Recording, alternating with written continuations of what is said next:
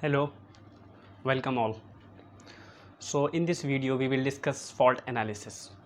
जो fault analysis है वो पावर सिस्टम का बहुत ही इंपॉर्टेंट टॉपिक है और एग्ज़ाम पॉइंट ऑफ व्यू से as well as practical field power system field point of view से ये भी बहुत इंपॉर्टेंट होता है. तो let's discuss what is fault analysis. Fault analysis, कोई भी टॉपिक अगर हम पढ़ते हैं तो उसका सबसे पहले एक पर्पज़ होना चाहिए. Why we study fault. तो the purpose of fault study is to design the switch gear.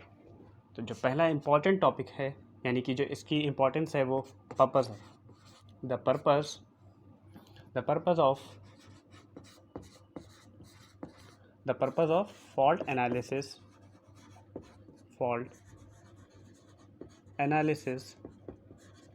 Is to design the switch gear.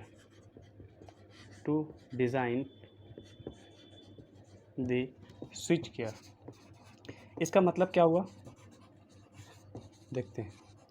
Switch gear power system का एक अलग ब्रांच है जिसमें circuit breaker, relay and all the equipments are design.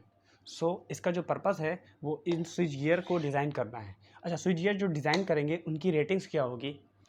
तो set of prescription जो है on the basis of fault analysis calculation हम decide करते हैं.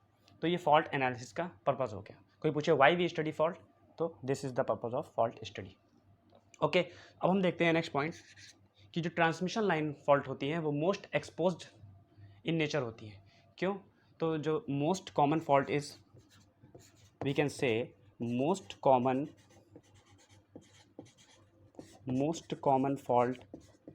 faults are transmission line fault.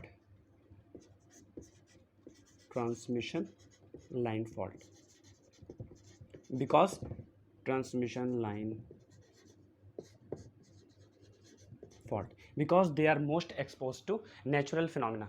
Like आपकी एक ट्रांसमिशन लाइन है, ट्रांसमिशन लाइन जा रही है, ठीक है, सर्जिंग हुई, लाइटनिंग हुई, या फिर आपका ट्री है, कोई बगल में पेड़ है, वो पेड़ गिर गया तो फॉल्ट हो गया क्योंकि आपकी जो लाइन है टूट जाएगी, ब्रेक हो जाएगी. तो इसलिए ये जो लाइन है इंपॉर्टेंट है कि मोस्ट कॉमन फॉल्ट्स होती हैं वो ट्रांसमिशन लाइन फॉल्ट होती हैं. ठीक है. The third point is fault on transformer.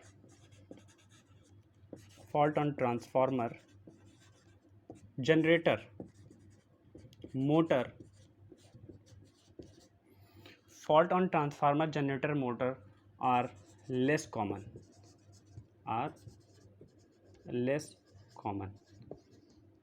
and are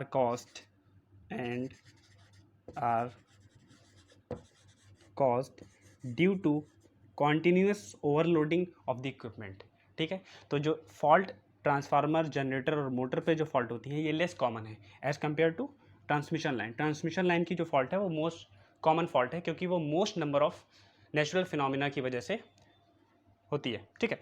तो हमने क्या बोला, जो fault on transformer, generator and motor ये बहुत ही लेस कॉमन फॉल्ट है. और ये होती क्यों है, ये कॉन्टीन्यूस ऑपरेशंस की जो ओवरलोडिंग होती है इक्विपमेंट की उसकी वजह से हो जाती है. Now we categorize fault into two fault. Number one is shunt fault. And number two is, you can write one. Number two is open conductor fault.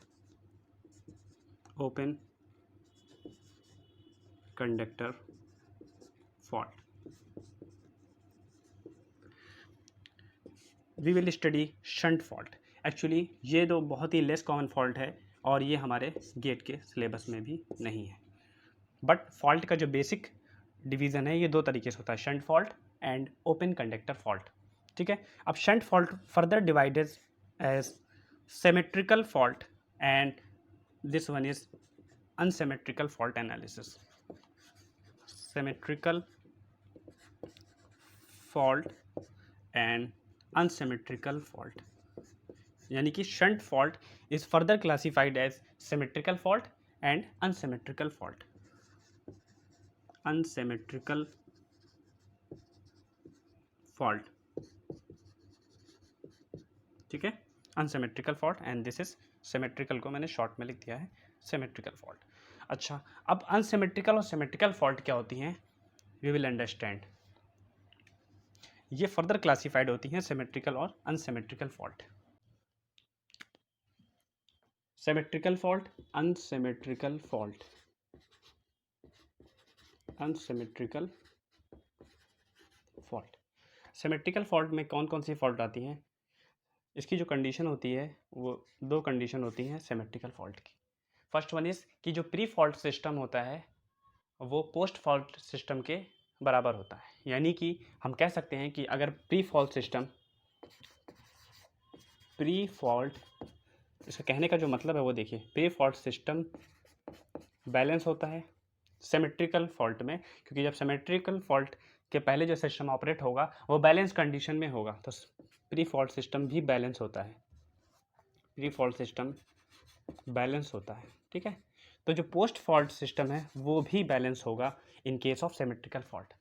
This is the property, means this is the major difference in symmetrical and symmetrical. Unsymmetrical में pre fault system तो balance होगा but post fault system will not be balance, okay. तो post fault system भी balance होगा।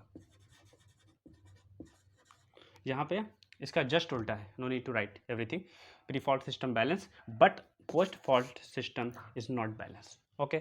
सो अब इसको classified करते हैं कि सिमेट्रिकल फॉल्ट कौन कौन सी फॉल्ट होती है।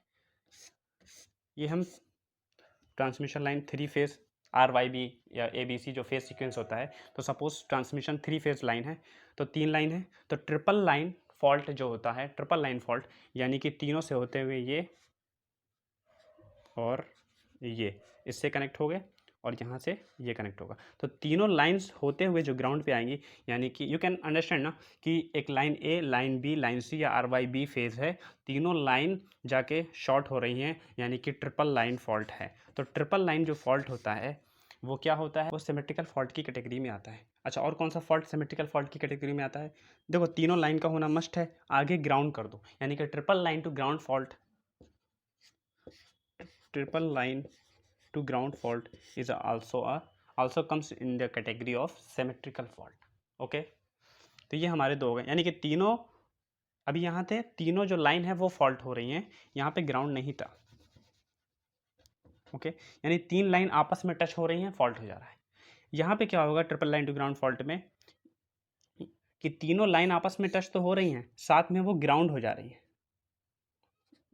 ये हो गया, ये टच हुआ, ओके, ये आके ये टच हो गया, तीनों लाइन आपस में टच होके फिर ग्राउंड हो गए, तो ये triple line to ground fault है। ये दो जो फॉल्ट होती हैं ये सिमेट्रिकल फॉल्ट होती है। सिमेट्रिकल फॉल्ट में होता क्या है कि जो प्री फॉल्ट सिस्टम होता है, यानी कि फॉल्ट होने से पहले का सिस्टम वो बैलेंस होता है, बैलेंस ऑपरेट कर रहा होता है, बट आफ्टर द फॉल्ट जो पोस्ट फॉल्ट सिस्टम होता है वो भी बैलेंस होता है, बट यहाँ पे पोस्ट फॉल्ट सिस्टम अनबैलेंस। इसको लिख लीजिए, post fault system unbalance. Pre fault balance होगा दोनों में क्योंकि फॉल्ट से, ठीक है। अनसिमेट्रिकल, तो सिमेट्रिसिटी की बात हो रही थी, यानी कि तीन लाइन तीनों लाइन ले रहे थे, इसलिए सिमेट्रिकल। अनसिमेट्रिकल में सबसे जो पहली फॉल्ट होती है वो होता है लाइन टू ग्राउंड फॉल्ट, यानी कि कोई एक लाइन में फॉल्ट हो जा रही है ग्राउंड के साथ, तो इसको बोलते हैं LG फॉल्ट। क्या बोलते हैं, LG fault, line to ground fault. फिर होती है डबल L फॉल्ट, यानी कि कोई भी दो लाइन आपस में फॉल्ट कर दे रही हैं, टच हो जा रही हैं, तो double line fault. Line to ground fault, double line fault, और एक पॉसिबल केस क्या होता है, क्या हो सकता है, डबल लाइन, क्योंकि ट्रिपल लाइन की बात नहीं करेंगे, ट्रिपल लाइन की बात करेंगे तो सिमेट्रिक में आ जाएगा, सिंगल लाइन या डबल लाइन या फिर double line to ground fault, double line to, यानी कि ये और ये से दोनों लाइन आपस में टच हुई, बाद में जाके ये ग्राउंड से हो गई, तो double line to ground fault, ठीक है। प्रोनाउंस करने का तरीका है, जनरली ये टर्म यूज़ होते हैं क्वेश्चंस में, बट आप समझ सकते हैं, सपोज बोल देगा कि क्वेश्चन कोई गिवन है, बोलेगा phase A expose to the fault, तो यानी कि कोई एक फेज एक्सपोज हुआ फॉल्ट है, तो ये LG फॉल्ट के अंदर में आ जाएगा, तो जितनी भी कैलकुलेशन होगी वो LG फॉल्ट के बेसिस पे होगी। कोई दो फेज की बात करेगा, डबल लाइन या फिर दो फेज आपस में टच हो रही हैं, यानी कि उसकी वजह से जो फॉल्ट हो रही है वो क्या होगी, डबल लाइन फॉल्ट। या फिर थर्ड केस, दो फेजेस मिल करके या दो फेजेस आपस में टच होने के बाद ग्राउंड हो रही हैं, तो double line to ground fault. तो इतना क्लियर हुआ। फॉल्ट कैटेगराइज हुआ shunt and open conductor fault में। Shunt fault further classified as symmetrical fault and unsymmetrical fault. Symmetrical fault में जो प्री फॉल्ट सिस्टम होता है वो बैलेंस होता है और post fault system will also be balanced, but in case of unsymmetrical fault, pre-fault system is balanced but the post-fault system is not gonna balance. So अब हमने देखा कि इसके एग्जाम्पल्स ये थे और ये हैं अनसिमेट्रिकल के एग्जाम्पल। ओके, तो हम बात कर रहे हैं कि जो लाइन टू ग्राउंड फॉल्ट है, लाइन टू ग्राउंड जो फॉल्ट है ये मोस्ट फ्रीक्वेंट फॉल्ट है, यानी कि सबसे ज़्यादा होने वाला जो फॉल्ट है ये है, सबसे जल्दी जो भी फॉल्ट होता है वो होता है लाइन टू ग्राउंड फॉल्ट। यानी कि कोई भी एक phase, 3 phase transmission line operate कर रही, कोई भी एक फेज़ में फॉल्ट हो गई तो वो लाइन टू ग्राउंड फॉल्ट कहलाएगी। और जो मोस्ट फ्रीक्वेंट हैपनिंग फॉल्ट है वो लाइन टू ग्राउंड फॉल्ट है। इसके बाद डबल लाइन फॉल्ट, फिर इसके बाद double line to ground fault. ठीक है, तो मोस्ट फ्रीक्वेंट हैपनिंग फॉल्ट अगर आपको क्वेश्चंस मिलता है कि which one is the most frequent happening fault in the power system, and options is given as LG fault, double LG fault, triple LG fault, none of the above, तो you can mark with the confidence कि LG fault is the most frequent। उसके बाद अगर sequence पूछता है तो this is the sequence. Most severe fault यानी कि फॉल्ट की सीवियरिटी यानी कि करंट कितना हाई हो जाएगा, उस केस में हम बात करते हैं। तो जो 3 फेज फॉल्ट होता है, तो 3 फेज फॉल्ट ये हमारा जो है तीनों फेज आ रही हैं, तो 3 phase fault you can write 3 phase fault is the most severe fault, is the most severe fault in the power system। यानी कि सीवियरिटी के हिसाब से अगर हम बात कर रहे हैं तो जो 3 फेज फॉल्ट होता है वो बहुत ही ज़्यादा सीवियर होता है।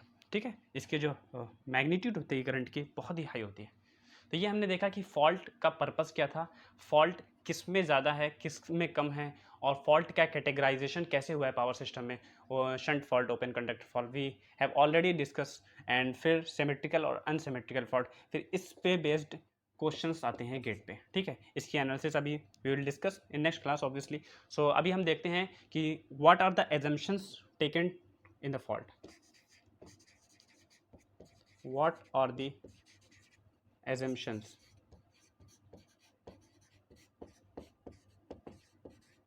ठीक है, assumption क्या है फॉल्ट में, we will see। okay, so now we will discuss कि what are the assumptions are taken in the fault। assumptions यानी फॉल्ट स्टडी करने से पहले क्या assumptions लेते हैं वो देखते हैं। assumptions taken in the fault study, in the fault study और analysis। ठीक है, देखिए सबसे पहली बात, जो पावर सिस्टम में जो सिंगल लाइन डायग्राम जिसे हम SLD बोलते हैं उसका रिप्रेजेंटेशन क्या होता है। सिंक्रोनस जनरेटर को ऐसे रिप्रेजेंट करते हैं, विद द रिएक्टेंस होगा। ठीक है, तो गिवन होगा, रिएक्टेंस गिवन होगा X। ठीक है, फिर उसके बाद क्या होता है, ट्रांसफार्मर होता है, ये बस बार हो गया। फिर उसके बाद ट्रांसफार्मर होता है, ट्रांसफार्मर का representation in single line diagram. अभी हम SLD की बात कर रहे हैं। फिर उसके बाद we will come to this point. Transformer क्या करेगा, स्टेप अप करता है, यानी कि जनरेशन वोल्टेज स्टेप अप करेगा, वोल्टेज ज़्यादा होगा, करंट कम होगा तो लॉसेस कम होंगे। These are the basic thing in electrical engineering. ठीक है, फिर उसके बाद और क्या होगा, सपोज जाके अब ये बस आएगी फिर। ठीक है, फिर ट्रांसफार्मर कनेक्ट रहता है, एक जनरल सिंप्लीफाइड स्ट्रक्चर बता रहे हैं। फिर स्टेप डाउन करेगा, फिर उसके बाद लोड कनेक्ट होगा। सपोज लोड यहाँ मोटर है, ये हमारा जनरेटर है। ठीक है, तो अब देख रहे हैं हम ये बेसिक और सिंप्लीफाइड स्ट्रक्चर है पावर सिस्टम का। Generator, transformer, transmission line. ठीक है, ट्रांसफार्मर के बाद ट्रांसमिशन लाइन, फिर ट्रांसफार्मर स्टेप डाउन, फिर मोटर पे कनेक्ट होके हमारा जो पावर है यहाँ से सप्लाई होकर लोड को मिल रहा है। जो जनरेटर यानी कि सिंक्रोनस मशीन का रिप्रेजेंटेशन करते वक्त एक्चुअल से क्या एजम्पशन लेते हैं फॉल्ट स्टडी में वो देखेंगे। ट्रांसफार्मर का रिप्रेजेंटेशन फॉल्ट स्टडी में यानी कि किस किस एलिमेंट को कंसीडर किया जाता है, किसको इग्नोर किया जाता है वो देखेंगे। मोटर में क्या करते हैं वो देखेंगे। ठीक है, तो अब हम देख रहे हैं transmission line. Obviously this is the transmission line, transmission line. तो अब क्या है एजम्पशन, सबसे पहला सबसे पहला एजम्पशन ये है कि ट्रांसमिशन लाइन जो होती है वो क्या, नॉर्मली ट्रांसमिशन लाइन क्या होती है, resistance with reactance with conductance and the, अगर हम पाई की बात करें, पाई स्ट्रक्चर लें, एंड दी शंट कैपेसिटेंस, ये होता है ट्रांसमिशन लाइन का बेसिक स्ट्रक्चर, ठीक है। But in case of fault study we only consider reactance. So क्या लिखेंगे कि in fault study resistance, shunt conductance and shunt capacitance are ignored, we take only reactances in the transmission line. तो ये पहला point हो गया, assumption number 1। अब second assumption देखते हैं, क्या आया हमारे पास, ट्रांसफार्मर में क्या करेंगे, only winding reactances are transformer, in transformer only winding reactances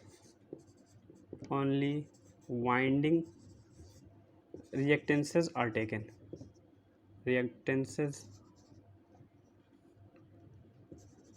taken, ठीक है। तो अब क्या होगा, जो इसमें वाइंडिंग में जो रेजिस्टेंस होता है ट्रांसफार्मर का, अगर हम नॉर्मल स्ट्रक्चर ड्रॉ करें तो ऐसा होता है, प्राइमरी, ठीक है, फिर उसके बाद इक्विवेलेंट ले रहे हैं तो मैग्नेटाइजिंग ब्रांच होती है और कोर लॉस कंपोनेंट, ठीक है, आरसी होता है, फाई एम होता है, ये हो गया। अगर रिफर्ड की बात करें तो इसमें सेकेंडरी भी होगा, ये हो गया ट्रांसफार्मर का स्ट्रक्चर। तो अब क्या बोल रहे हैं, ट्रांसफार्मर में ओनली वाइंडिंग रिएक्टेंस, यानी कि रिफर होने के बाद जो सिर्फ लेते हैं वो सिर्फ और सिर्फ एक्स की वैल्यू लेते हैं। तो ट्रांसफार्मर को जब रिप्रेजेंट करते हैं फॉल्ट सिस्टम में, इसकी जब हम कैलकुलेशन करते हैं तो सिर्फ एक्स की वैल्यू लेते हैं। तो only winding reactances is taken in case of fault study, ठीक है। अभी हमने देखा ट्रांसमिशन लाइन का ओनली वाइंडिंग, यानी कि transmission line reactance, transformer only winding reactance. अब हमारा बचा जनरेटर यानी कि मशीन्स। तो थर्ड एजम्पशन क्या है कि जो जनरेटर में केस में only winding reactances with the induced EMF, यानी कि अगर ये है तो इसका रिप्रेजेंटेशन करेंगे, वोल्टेज ले लेंगे सपोज 1 पर यूनिट, ठीक है, वोल्टेज ले रहे हैं 1 ∠0, और उसके बाद इसका जो रिप्रेजेंटेशन होता है वो वाइंडिंग रिएक्टेंसेस यानी कि एक्स ऑफ जनरेटर, ठीक है। तो जो जनरेटर का रिप्रेजेंटेशन होता है तो उसमें इंड्यूस्ड ईएमएफ के साथ सिर्फ वाइंडिंग का यानी कि इसका आर्मेचर का रिएक्टेंस लिया जाता है। अच्छा, अब इसमें होता क्या, सिंक्रोनस रिएक्टेंस होता है, एक्चुअली एक्सेस होता है। तो इसमें इग्नोर क्या हो रहा है, saliency of the machine is ignore, यानी कि अगर हम बात करें सेलियंट जनरेटर की तो उसमें एक्स डी और एक्स क्यू कंपोनेंट आते हैं। तो ये एक्स डी एक्स क्यू क्यों आते हैं, मशीन की सेलियंसी की वजह से, ठीक है। इलेक्ट्रिकल मशीन में चले जाके और उसमें डेप्थ में ये चीज़ स्टडी करने को मिलता है, तो वो चीज़ को इग्नोर किया जाता है जनरली, बस हम इंड्यूस ईएमएफ के साथ रिएक्टेंस एक्सेस ले लेते हैं। तो ये 3 एजम्पशंस हैं जो कि बहुत ही इंपॉर्टेंट हैं, फॉल्ट एनालिसिस करने से पहले हमें ये 3 चीज़ पता होनी चाहिए, उसके बाद ही हम कैलकुलेशन करते हैं। अच्छा, लास्ट पॉइंट है कि static load are ignore, in case of fault analysis static loads are ignore, static loads are ignore, ठीक है। एंड द लास्ट, ये पॉइंट वैसे ज़रूरी नहीं है बट ये 4 इंपॉर्टेंट पॉइंट थे इसलिए मैंने इसको लास्ट बोला था। यू कैन ऑल्सो से कि जो generally before fault system is treated as balance, मतलब कि operating at no load. So before fault, but ये जनरली की बात है, not always. Before fault system is operated as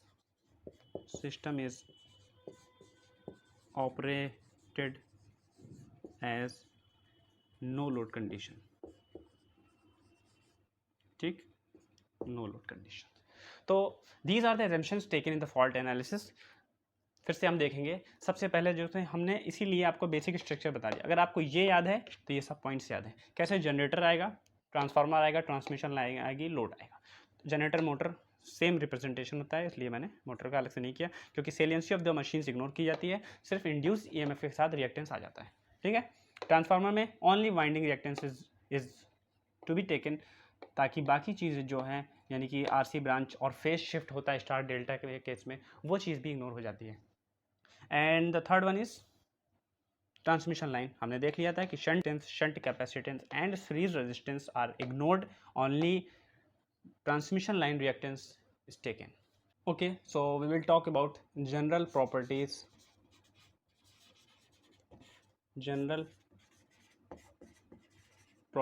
of fault. General properties of fault. Number first कि जो हमने देखा कि ट्रांसमिशन लाइन में क्या होता है, ओनली रिएक्टेंस होता है। Fault current is limited by reactance only, means it will be 90 degree lagging, 90 degree lagging theoretically and practically 72 to 80 degree lagging होता है। ठीक है, तो इसलिए क्या हुआ, ये लैगिंग हुआ, फॉल्ट करंट जो होगा वो लैगिंग होगा, हाईली लैगिंग होगा, क्योंकि 90 डिग्री और अप्रॉक्सीमेट 90 है, बट प्रैक्टिकली अगर देखें तो 72 टू 80 डिग्री होता है। ठीक है, सेकेंड पॉइंट, सेकेंड प्रॉपर्टी क्या है, ये क्यों हो रहा है, क्योंकि ट्रांसमिशन लाइन के में सिर्फ और सिर्फ रिएक्टेंस होता है, करंट फ्लो हो रहा है और वोल्टेज हो रहा है। तो वोल्टेज और करंट का जो रेशियो होता है, सपोज वोल्टेज ये है तो करंट इसमें क्या होगा, 90 डिग्री लैग करेगा इन केस ऑफ रिएक्टेंस। ठीक है, सेकेंड पॉइंट, आर्मेचर रिएक्शंस जो होता है, आर्मेचर रिएक्शन, ठीक है, आर्मेचर रिएक्शंस में because of 90 degree lagging current, armature reactions directly demagnetise होता है, जो कि रिड्यूस करता है मेन फील्ड फ्लक्स को। अच्छा, इसको अंडरस्टैंड करने के लिए सबसे पहले आपको आर्मेचर रिएक्शंस का जानना जरूरी है। What is armature reactions? Armature reactions means the MMF reactions of armature in the main field flux is known as armature reactions. तो मेन फील्ड फ्लक्स को रिड्यूस करता है, जिसकी वजह से इंड्यूस्ड वोल्टेज रिड्यूस होता है, हैंस द सिस्टम का जो ऑपरेटिंग वोल्टेज है वो रिड्यूस होता है। तो इसका जो फाइनल कंक्लूजन है, लो वोल्टेज, ठीक है, सिस्टम का। And the third one is, ये हमारे पास सिस्टम है, ठीक है, यहाँ से प्राइम मूवर से पावर आ रही है, आउटपुट पावर पी इलेक्ट्रिकल, ठीक है, मैकेनिकल सिस्टम है। मैकेनिकल सिस्टम क्या करता है, मैकेनिकल पावर लेके इलेक्ट्रिकल पावर में कन्वर्ट करता है, suppose generator, prime mover. But in case of fault, P output, electrical output decreases continuously and tends to zero, ठीक है, क्योंकि लो वोल्टेज हो जाएगा, आउटपुट इलेक्ट्रिकल पावर जीरो हो जाएगा। तो अब जो पूरा का पूरा पावर है वो कहाँ जाएगा, ये तो कॉन्स्टेंटली इनपुट हो रहा है, तो ये पावर जाएगा कहाँ, ये क्या करेगा, ये हाफ mv² के फॉर्म में एक्सेलरेशन बढ़ेगा, जिसकी वजह से स्पीड बढ़ेगी। स्पीड बढ़ेगी, इसका मतलब क्या है, as we know that n equals to 120 f/p, speed round per minute, rpm जो बढ़ेगा उसकी वजह से फ्रिक्वेंसी बढ़ेगी। तो यानी कि हाई फ्रिक्वेंसी,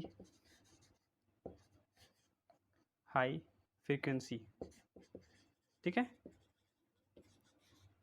डोंट वरी, अभी मैं एक लाइन में लिखूंगा एक सेंटेंस, जिससे ये सारी की सारी प्रॉपर्टी आपको याद हो जाएंगी। क्या लिखा, highly lagging current, low voltage, high frequency, ठीक है।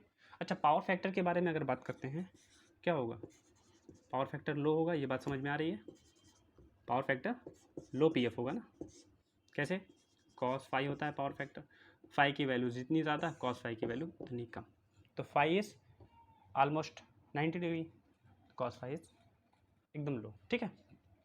अब ये देखा, तो अब इस पूरी चीज़ को एक लाइन में लिख सकते हैं कि fault is, see this, fault is high current, fault is high current, ठीक है। फॉल्ट होती ही तब है जब नॉर्मल ऑपरेटिंग कंडीशन से पावर सिस्टम निकल जाता है, यानी कि बहुत ही हाई करंट फ्लो होती है। तो fault is a high current low voltage, क्यों आया था, ये रहा आर्मेचर रिएक्शन के इफेक्ट की वजह से, डीमैग्नेटाइजिंग इफेक्ट हुआ था because of 90 degree lagging, low voltage, high current, low voltage, low PF, low power factor, ठीक है, लो पीएफ, and high frequency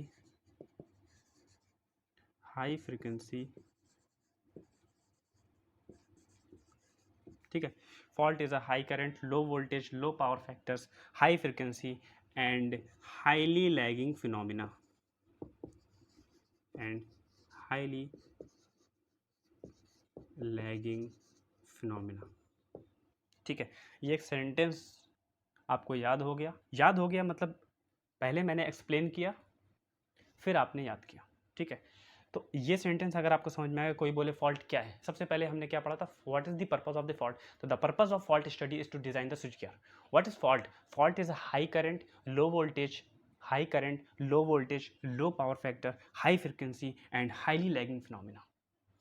ये लाइन अपने आप में फॉल्ट को पूरी तरीके से डिफाइन करती है. अब इस लाइन में हर एक चीज़ को हमने डिफाइन किया है कि कहाँ से कंक्लूजन निकले. ओके, तो उम्मीद करते हैं कि आपको ये लेक्चर एकदम समझ में आया होगा. If you have any doubt you can ask in comment sections and we will meet in the next lectures with the fault calculations.